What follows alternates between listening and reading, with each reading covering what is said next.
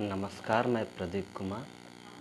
मैं डॉक्टर रितु सिंह के धरने के विषय में अपने समाज में एक संदेश देना चाहता हूँ कि डॉक्टर रितु सिंह जो लड़ाई लड़ रही हैं, उस लड़ाई में यह दर्शाता है कि सरकार किस ज़ोरों शोर से लगी है और आम जनता कितनी ज़ोरों शोर से उसके विरोध में लगी है। शर्म आनी चाहिए ऐसे प्रशासन में बैठे अधिकारियों को, जो कहने के लिए तो कहते हैं कि हम संविधान की शपथ खाते हैं, पर वो शपथ सिर्फ राजतंत्र की खाकर बैठे हैं। अन्यथा इस धरने का जहां सहयोग करना चाहिए, उनके भी बच्चे पढ़ेंगे उसी यूनिवर्सिटी में, परंतु उन्हें अपने बच्चों की नहीं, अपने नौकरी की पड़ी है।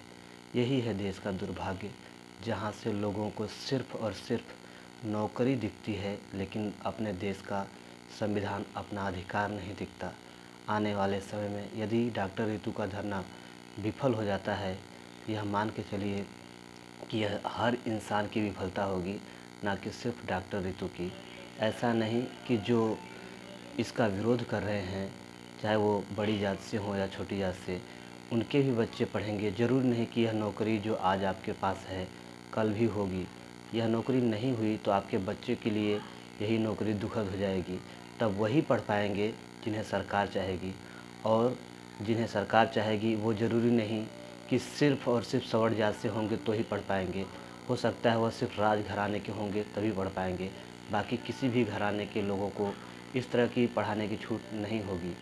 तब शायद लोगों को इस बात का पछतावा होगा, लेकिन उस समय पछतावा होने से कुछ नहीं होगा, जब समय रहते हुए कोई नहीं बोलना चाहता।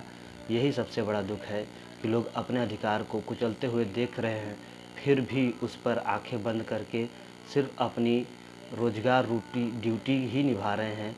जो प्रशासनिक अधिकारी हों, चाहे किसी भी प्रकार के प्रशासनिक अधिकारी हों, अब तक उन्हें इस अधिकार के लिए बोलना ही चाहिए था, परंतु उनकी चुप्पी यह दर्शाती है कि सभी को सिर्फ और सिर्फ गुलामी चाहिए।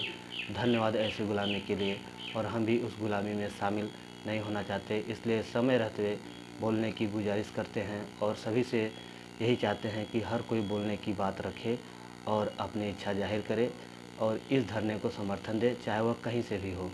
किसी भी रूप में समर्थन दिया जा सकता है। धन्यवाद।